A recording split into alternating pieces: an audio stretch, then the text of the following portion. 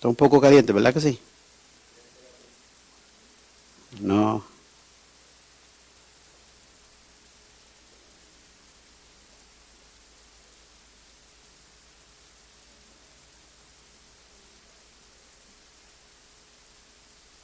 Vamos a ver si refrescamos.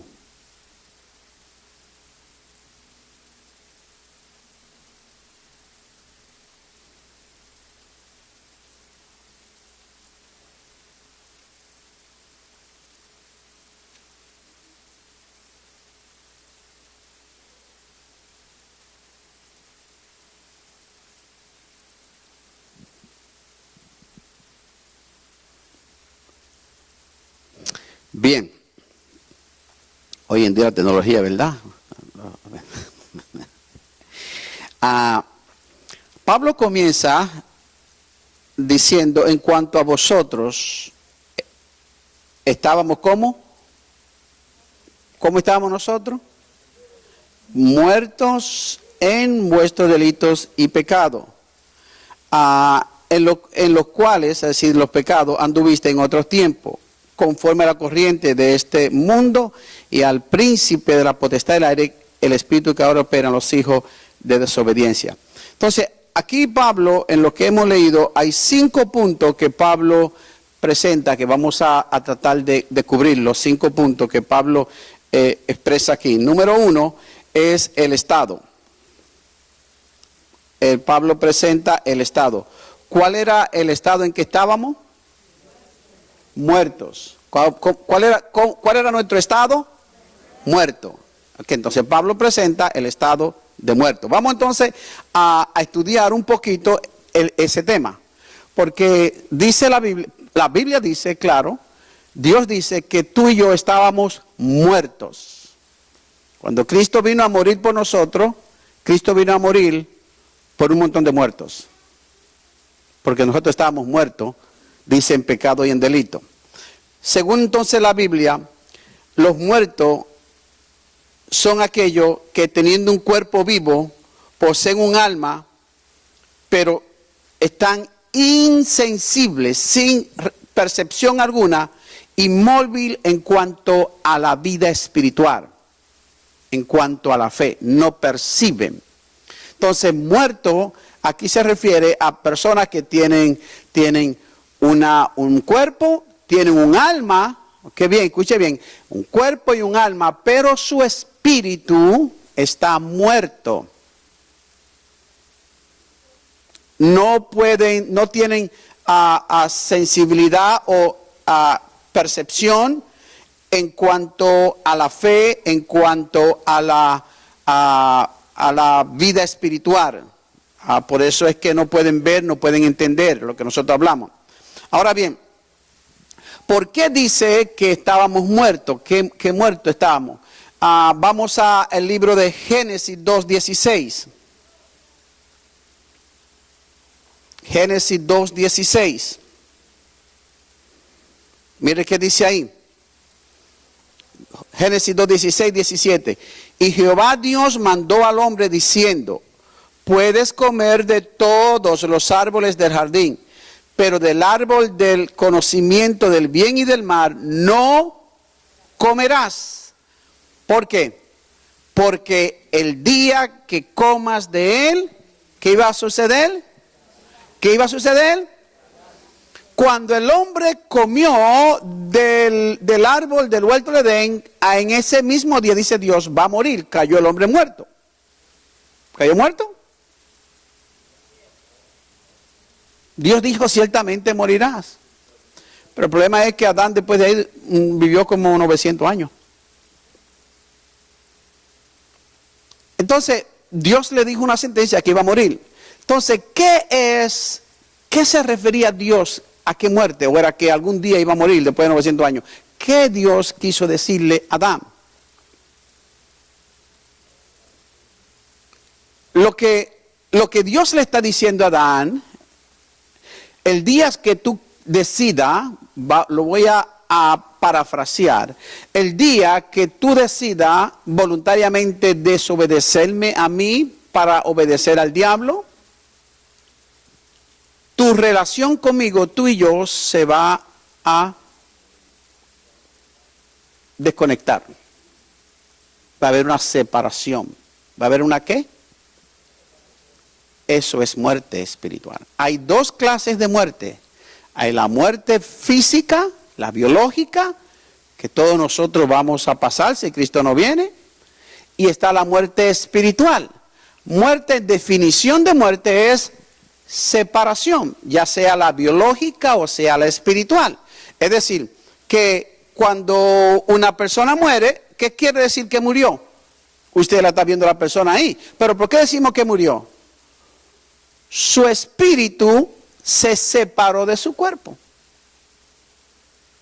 Eso es todo. Cuando el espíritu, y digo el espíritu porque el espíritu es quien da vida. El alma es la persona, es quien es la persona. El espíritu y el alma son inseparables. Lo que se separa es el espíritu y el alma del cuerpo. Por eso dice la Biblia que nosotros vivimos en este tabernáculo temporal. Usted y yo estamos aquí temporal. Y mire que nosotros lo cuidamos mucho y lo acariciamos y lo perfumamos, ¿verdad? Pero este carapacho es temporal. No importa qué color tenga, qué forma tenga, es temporal. Y nos esmeramos tanto, gastamos tanto dinero en él, pero es temporal. Cuando nuestro espíritu y nuestra alma se separa de este cuerpo, decimos murió. Entonces, muerte en definición es separación.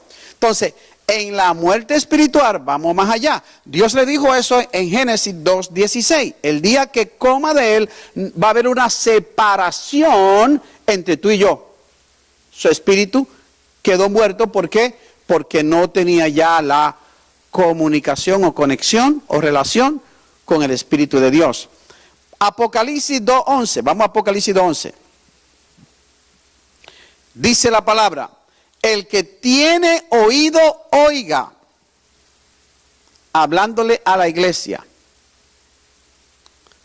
Oiga lo que el Espíritu dice. ¿A quién? A las iglesias. Eso es lo que el Espíritu Santo de Dios nos dice a nosotros. El que venza. ¿Quién? Esto es para vencedores. Esto no es para perdedores.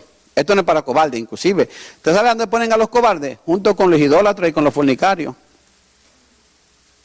Dice que no van a entrar al reino de los cielos. Esto no es para cobardes, esto es para valientes. Hombres y mujeres valientes.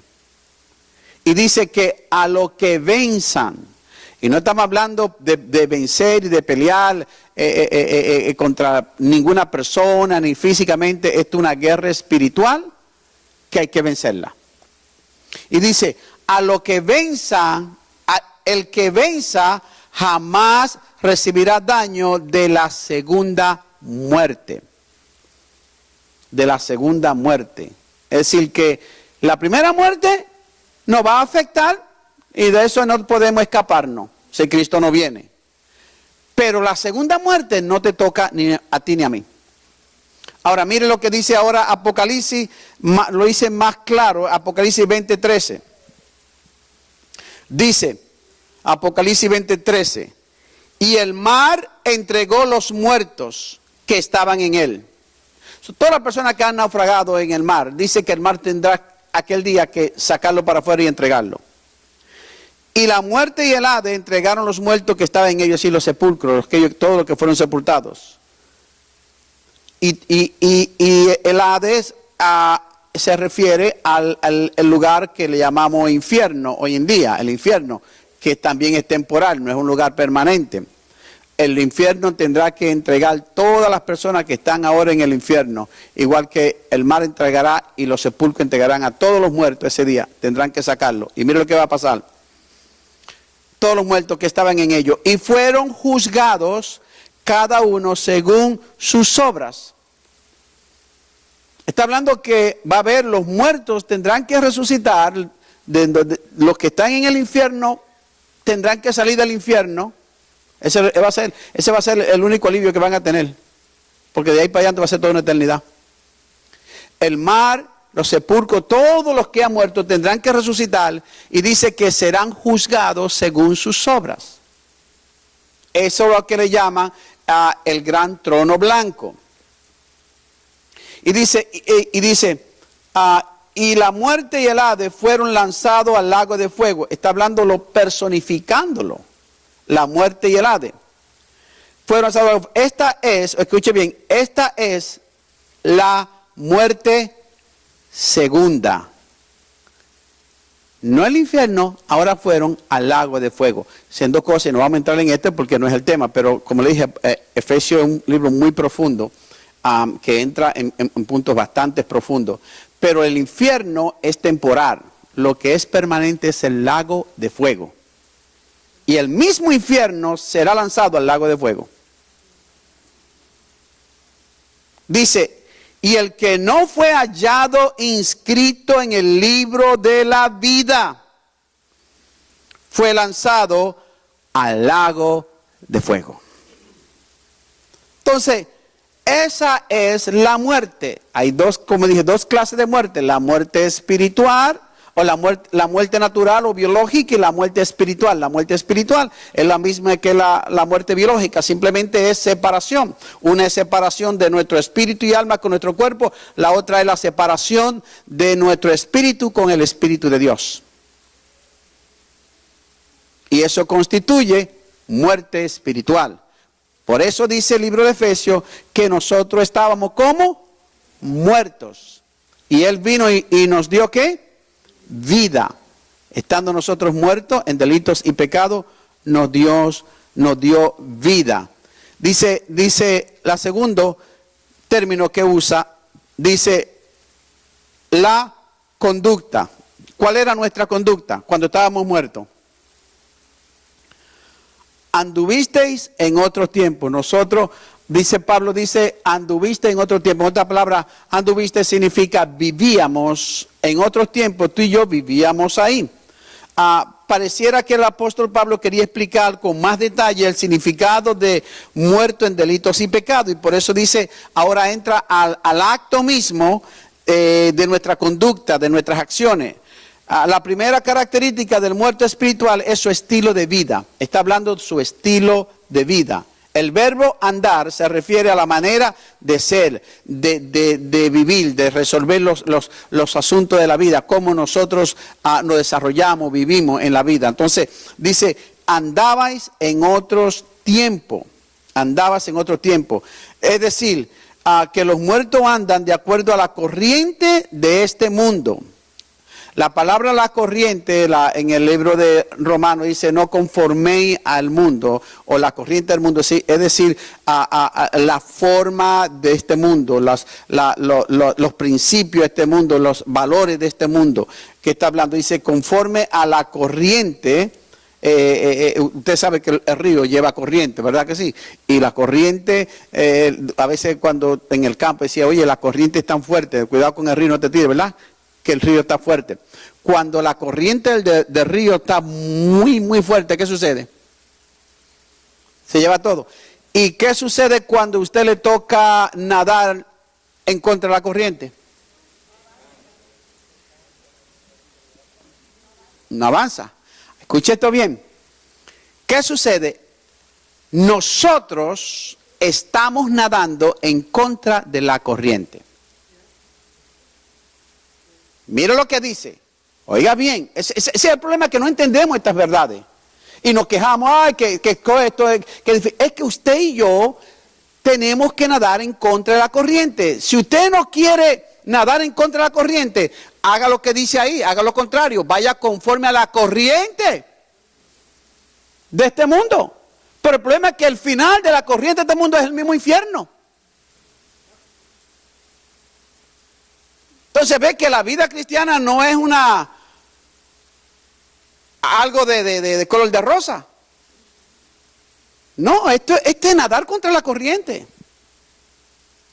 Y que a veces que usted ve que no avanza, ve situaciones contrarias, y cuando la corriente está fuerte, que vienen palos y viene todo por ahí, usted tiene que cuidarse. Así estamos. La Biblia nos los presenta a nosotros en una forma metafórica para que entendamos claro espiritualmente cómo es nuestra vida ahora. Antes, ¿cómo andábamos? ¿Conforme a qué?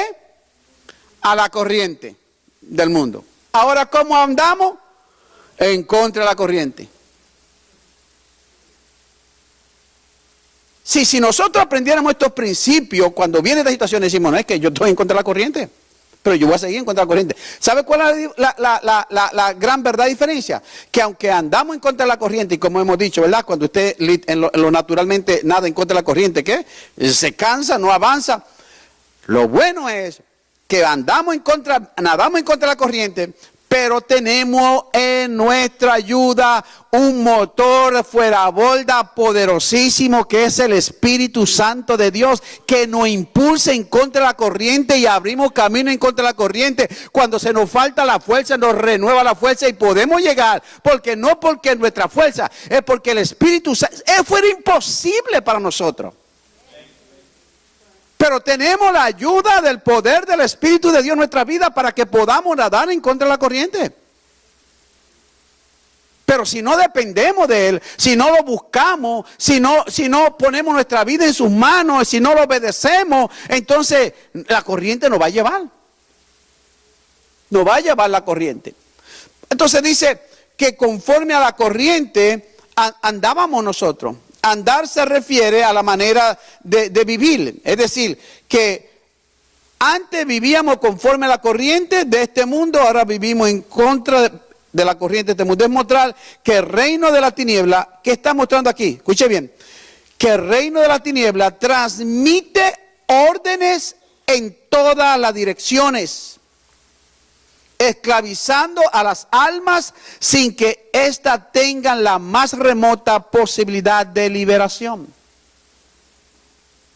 La corriente es una fuerza espiritual que ata a las vidas que no han nacido de nuevo y lo lleva cautivo en esa corriente rumbo al infierno. Manda señales de su reino de las tinieblas. Tercer punto, Pablo no habla, dice, el gobierno. No habla del gobierno. ¿Qué es el gobierno? Es conforme al príncipe de la potestad del aire. ¿No habla de qué? De gobierno. Miren los principios poderosos, las verdades poderosas que hablan acá. Pablo no habla del gobierno. ¿Qué es el gobierno que habla? Tiene que entender que o vivimos de acuerdo a la voluntad de Dios o vivimos de acuerdo a la voluntad del diablo. No hay término medio. No hay término medio. O vive haciendo la... No es que, bueno, yo no estoy tan malo, yo trato de ayudar a Dios y yo trato de esto. No. Esto no es... Aquí no hay término medio. Jesús lo dijo claro. Jesús le dijo, si tú no estás conmigo, estás contra mí. Si tú no estás recogiendo conmigo, estás desparramando conmigo. No hay término medio. La religión hoy en día quiere buscar término medio para acomodar a todo el mundo porque todo el mundo quiere estar políticamente correcto. Y nadie quiere ofender a nadie. Nadie quiere ofender a nadie. Todo sí, no, mi hermano, todo está bien, no hay que ser entendido, no está bien. No, sí está. Mi hermano, eso es mentira del diablo, no hay tal cosa. Nosotros hoy en día, la religión, la iglesia se ha vuelto muy aguada. Y no queremos ofender a nadie. Y entonces pues nadie, no, para que no se enoje, para que no se ofenda. Miren, mi hermano, es mejor ofender a alguien y que se salve, que no ofenderlo y que se vaya al infierno. Entonces dice claro que el conforme al príncipe de la tiniebla, los que viven siguiendo la corriente de este mundo, ¿ok?, lo hacen de acuerdo al príncipe de la potestad del aire. En otras palabras, quien está operando es un príncipe y la Biblia lo reconoce como un príncipe. Las fuerzas del diablo son superhumanas. Y a veces me da hasta temor oír creyentes que son o ignorantes o ingenuos. Y no, que el diablo cojo, que el diablo le hago esto. Mire, mi hermano,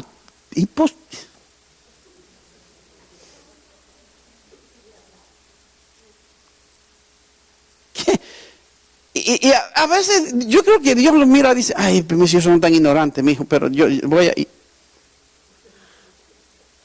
Y solamente la misericordia de Dios no guarda. Porque las fuerzas del diablo son superhumanas. ¿Qué quiere decir eso? Que no hay ningún ser humano aquí en la tierra que pueda con el diablo. Si hubiese sido posible, Cristo no hubiera tenido que venir del cielo a la tierra para confrontarlo a él, para derrotarlo en la cruz del Calvario. El único hombre que vivió aquí en la tierra que pudo confrontar al diablo y vencerlo fue el Hijo de Dios, intachable, sin mancha, sin pecado. Él fue el único. Y nosotros podemos hacerlo y lo vencemos al diablo, no por nosotros, ni por nuestra fuerza, ni por recursos, ni por nuestra habilidad o poder. Lo hacemos por lo que Cristo hizo en el nombre de Cristo Jesús.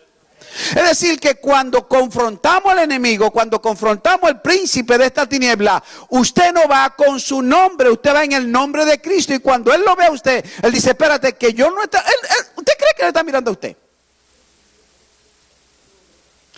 Yo no sé si ustedes eran la película esta cómica que él viene y hay un tipo grande, fuerte ahí, que vienen ahí y vienen a pelear y él es flaquito y él viene y está así asustado, y cuando él viene casi así, los que están allá que vienen a pelear, hace así, lo ven y salen corriendo y dicen, venga, venga, y no está mirando, no está viendo para atrás, que detrás de él venían unos grupos grandes que venían de los amigos de él y él no lo estaba mirando, que él no estaban huyendo de él, sino el que estaba detrás de él, que era un gigante así. Y a veces nosotros pensamos que somos nosotros. No, es quien está con nosotros. Y el que está mirando no es a ti. ¿Recuerdan a los hijos del sacerdote Esteban? Que fueron y dijeron, en el nombre del Cristo que Pablo predica, sal fuera. Y dice, espera. Cristo, que sí lo conocemos. Y a Pablo, nos dando pela por donde queda, sí lo conocemos. Pero, entre paréntesis, ¿qué vela pintan ustedes en esto? ¿Quiénes son ustedes? Y dice que se levantó el demonio y le cayó encima y los hirió, salieron corriendo como patica, ¿para qué te tengo? Porque esto no es cuestión de fuerza humana. Entonces la Biblia dice que Él es el príncipe de la potestad del aire. Y dice que Él es que está operando, está operando en los hijos de desobediencia. Él es que está operando. Es interesante que la palabra en el griego que habla de príncipe es arconte. Arconte, que significa gobernante o magistrado. Él es un gobernante, es quien gobierna en el griego arconte, que significa gobernante o magistrado, que está operando en este mundo. ¿Ok? Entonces, o de acuerdo, dice que viven de acuerdo con él. En el Nuevo Testamento lo habla claro, ampliamente de esto. Al hablar del diablo como príncipe de este mundo, el Señor Jesús se limitó a mostrar que estaba derrotado antes de comenzar la gran batalla. El enemigo es fuerte, es poderoso, pero Jesús habló claro y dijo que el más fuerte, el más poderoso, vino y lo derrotó. De la única forma que el hombre natural puede vencer a las fuerzas espirituales es por medio de Cristo Jesús. No hay otra forma. ¿Okay? Dice que tiene potestad de dirigir u ordenar. Él tiene la potestad de dirigir u ordenar. Es la potestad, cuando habla de potestad, habla de autoridad. Tiene autoridad. ¿Qué tiene autoridad? La autoridad puede ser inherente o delegada. En este caso no es delegada. Dios no le delegó al diablo autoridad. Es inherente, ¿por qué? Porque Dios se la dio al hombre en el huerto del Edén. El hombre recibió la autoridad de Dios. Dios le dijo, cuando Dios hizo al hombre, lo puso en la tierra, Dios le dijo, subyugarla, tú eres el juez, tú eres el Señor y tú vas a enseñorear de la tierra.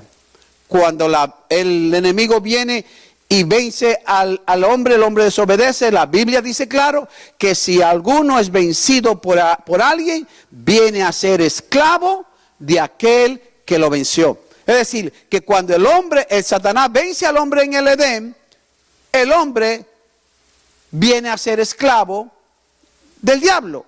Y el diablo usurpa, su autoridad no es delegada. No es delegada. Simplemente, o usamos mejor la expresión, fue robada del hombre por engaño. Y la Biblia dice claro que cuando sucedió, el hombre vino a ser esclavo. Por esa razón, era necesario que Dios, como Dios no podía venir y decirle a Satanás: dame la autoridad, dame la creación que le robaste al hombre. Mire dónde viene la justicia de Dios. Son cosas que en nuestra mente a veces no la podemos entender. ¿Por qué? Porque aunque fue adquirida de una forma por engaño, pero al final del día era legítima para él. Fue por engaño, pero el hombre fue que se dejó engañar. Ese es el problema de él. Y Dios, en la justicia de Dios, no podía ahora venir a quitársela al diablo y decirle al hombre: tómala de nuevo para atrás, pero no te la dejes quitar esta vez, ¿ok? Oye, qué bueno hubiese sido, ¿verdad? Dios, ¿usted no cree que Dios hubiera podido hacerlo? Seguro. Dios podía hacer de nuevo, mira, y le quita todo el imperio, y le quita todo, y se lo volvía a dar al hombre. Pero esta vez cuídate, que te voy a dar otro chance. No. Por la justicia de Dios, el hombre se dejó quitársela, se dejó vencer, y ahora era del diablo, no era delegada, era inherente, se la absorbió, se la quitó. ¿Qué tuvo que hacer Dios? Bueno, solamente el hombre podía venir y quitársela, porque al hombre fue que le fue dada, no Dios. Dios ni los ángeles podían. Los ángeles podían venir, luchar, arcángeles y serafines. Pero los ángeles no podían porque a los ángeles no les fue dada. Y Dios no podía porque ya Dios se la había dado. Solamente el hombre podía venir y quitarla, porque a ti fue dada, tú tienes que quitarla. Dios dijo: de la única forma que esto va a poder resolverse es que yo voy a tener que hacerme hombre, ir a la tierra y volver a enfrentarme con este diablo para quitarle lo que le quitó al hombre. Cuando Cristo se confronta con el diablo, tiene que confrontarse como hombre, no como Dios. Si él se manifiesta como Dios que es, el diablo sale. Pero por eso sudó, por eso daba gota de sangre, por eso dijo: Padre, si es posible, pasa de mí esta copa, pero no sea como tú quieras. Por eso fue en la agonía de Cristo, porque él tuvo que confrontarla como hombre. Entonces, cuando habla aquí del príncipe, Cristo ahora habla de que fue ya derrotado, no por los ángeles ni por Dios como Dios, sino por Dios hombre, por Cristo Jesús. ¿Okay? Entonces, esa es la autoridad que le fue delegada. Y lo primero que vemos es que cuando Dios se la dio a Adán, ahora en Cristo Jesús, Adán la pierde, Cristo ahora como hombre viene, la recupera y nos dice a nosotros: toda potestad me dada en el cielo y en la tierra. Ahora, por tanto, ustedes vayan y prediquen este evangelio, y yo estoy con ustedes. Dice la Biblia que Cristo vino y le quitó la llave del imperio, de la muerte que lo tenía. Cristo vino y lo venció en la cruz del Calvario. Entonces, ¿cuál era el tercer punto?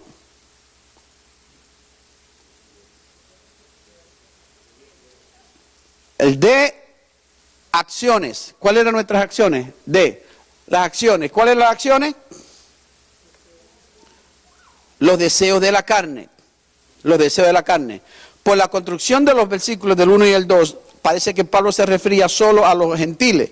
Pero noten bien el cambio gramatical de Pablo cuando dice, pero todos nosotros, en los cuales vosotros, dice, vivía, pero ahora Pablo dice, en los cuales todos nosotros. Pablo se incluye él en esto.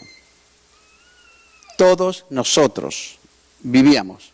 Es decir, que incluyéndose a lo que eran de la ley y los que no eran, y los gentiles, todos nosotros. De modo que en Romanos, cuando Pablo habla también referente a de que no hay acepción para Dios de los ni judíos ni gentiles, ¿recuerdan? Ni libre ni esclavo, sino que todos somos uno en Cristo Jesús.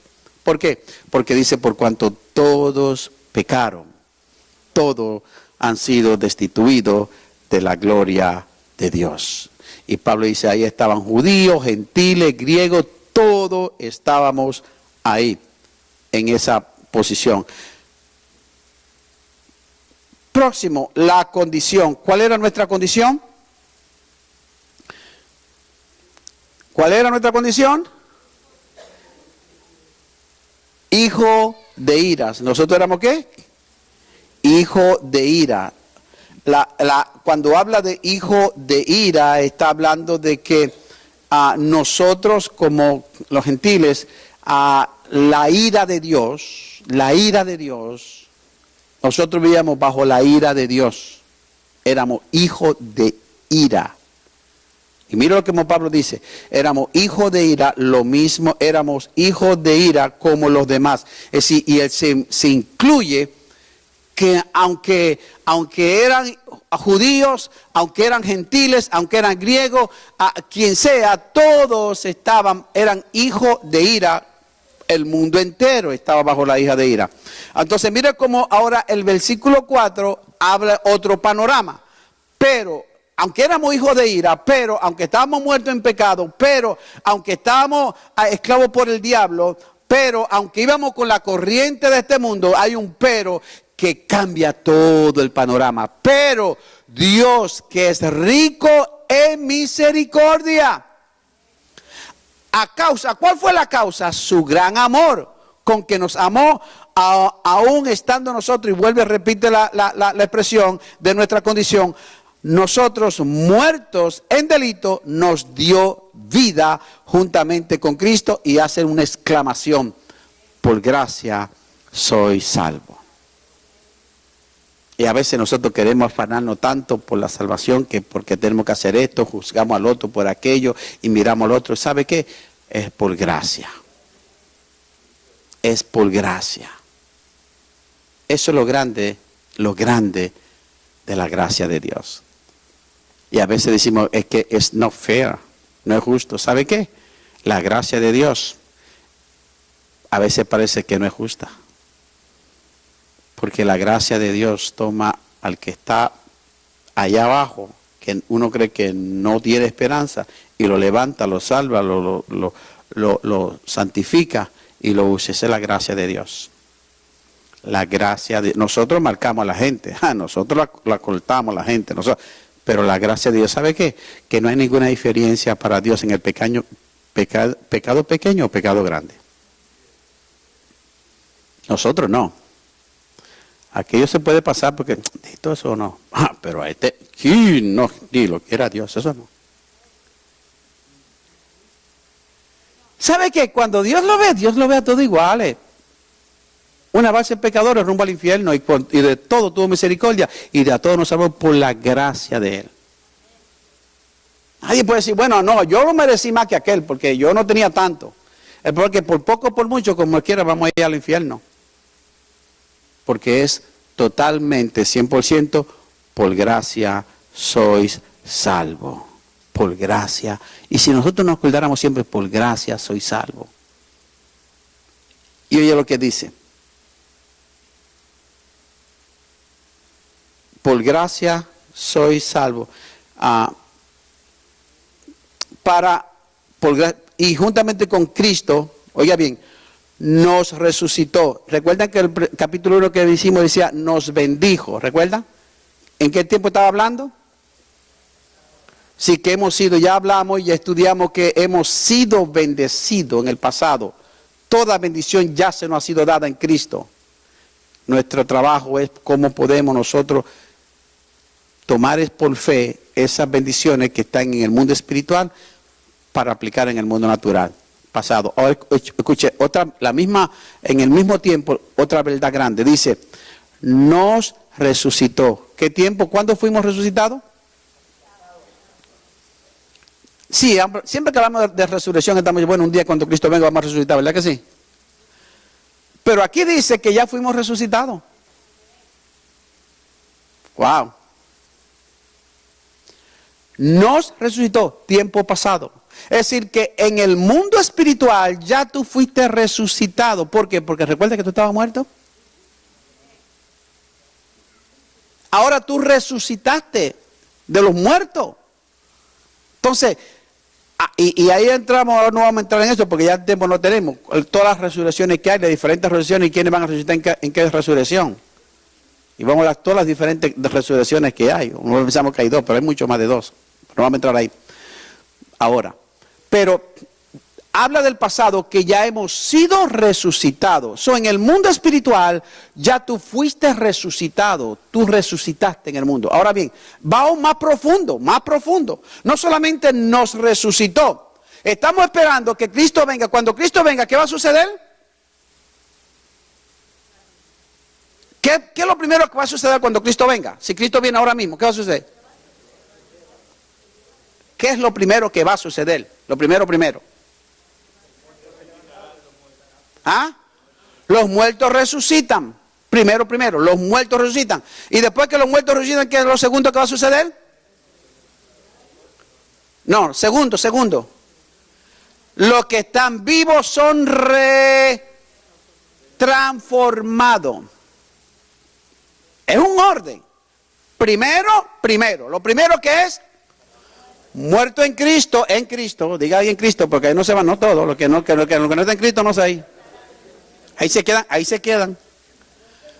Los que están los muertos en Cristo resucitan. Primero.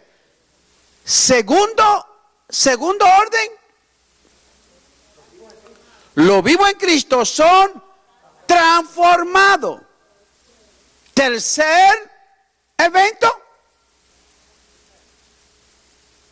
Todos juntos son arrebatados. Es una secuencia de órdenes. Y la Biblia, claro, lo especifica: orden. Y luego que somos arrebatados, ¿cuál es el cuarto?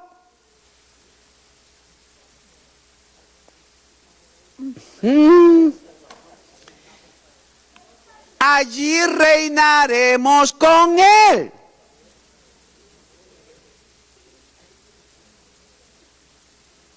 Ahora bien, ve que se lo puse en lo natural, lo que va a suceder. Ahora, mire esto, mire ahora. Dice, juntamente con Cristo Jesús nos resucitó. ¿Qué tiempo está hablando? Ya no estamos esperando aquella resurrección, ya lo hizo aquí. Segundo, junto con Él nos hizo sentar en los lugares celestiales. ¿Dónde estamos ahora?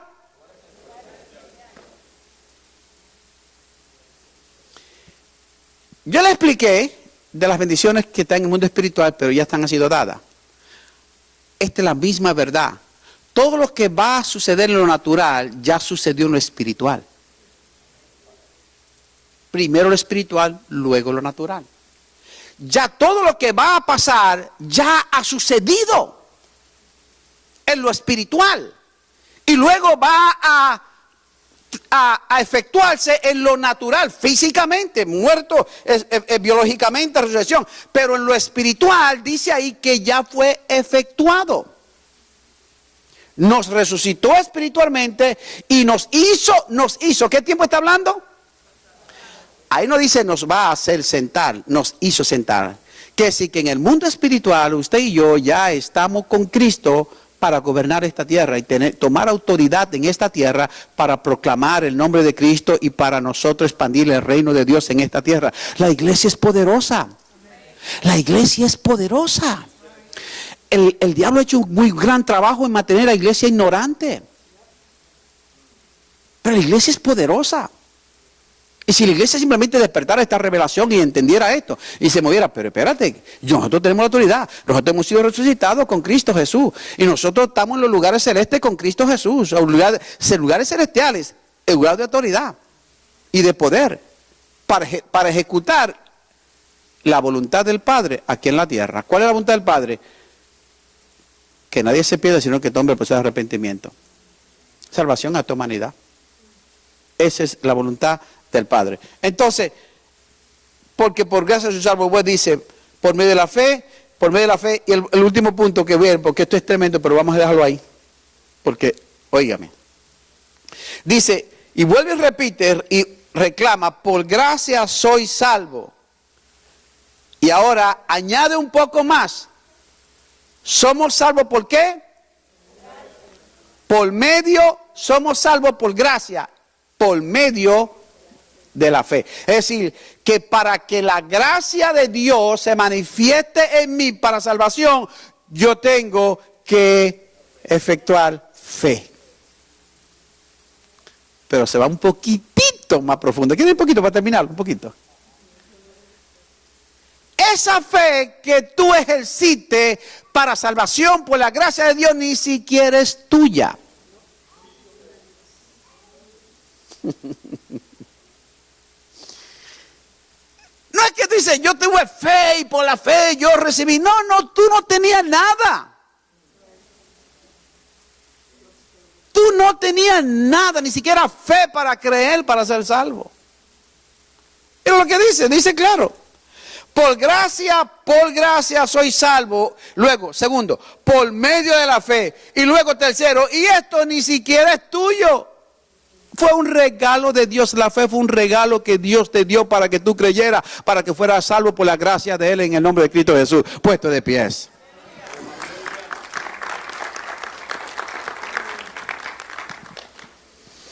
Padre, gracias te damos por estas lecciones de tu palabra. Gracias te damos, Señor oh Dios. Ellas son ricas. Ellas nos fortalecen, nos enriquecen, Señor, nos vivifican. Tu palabra es vida, tu palabra es verdadera. Gracias te damos, Señor. Permite que podamos cada día más, Señor oh Dios, recibirla, atesorarla, entenderla, aplicarla a nuestra vida. En el nombre poderoso de Cristo Jesús. Amén y amén. Aleluya. Gracias, Señor. Vamos a preparar nuestros corazones para orar a Dios con nuestro diezmo, nuestra ofrenda, la primicia de nuestro fruto. Mientras nos preparamos para nuestro recuerden a los hombres. ¿Cuántos hombres tenemos en la casa de Dios? Estamos preparando nuestra conferencia de hombres. Véase con el hermano Felipe. Para más detalle, en la centro de información están los volantes. Quisiéramos que, puede pasar si tiene. Quisiéramos que usted, todos los hombres se actívense. Están los por medio de media, están los flyers. Póngalo en su página de Facebook, en Instagram. Vamos a hacer un mover, amén. Vamos a hacer un mover. Hay hombres allá afuera que necesitan de Cristo, necesitan lo que usted y yo tenemos de Cristo, amén. Así es que vamos a trabajar. Hay un programa, la pastora Alicia preparó un programa de oración, de intercesión. Este sábado, ¿a qué hora, pastora? Este sábado a las 10, a las 2 y a las 7 de la noche. Aquí, ¿ok? 10, 2 y 6. Este sábado, 6, 7. Yo no sigo 6, no sé. Quizás es que diga 6 para que tenga las 7, Liz, que quizás no será eso. Amén. Pero sí, ya ustedes saben, va a estar con nosotros el profeta Fabio, hombre que ya todos vimos la magnitud del poder de Dios como usa este hombre. Va a estar un pastor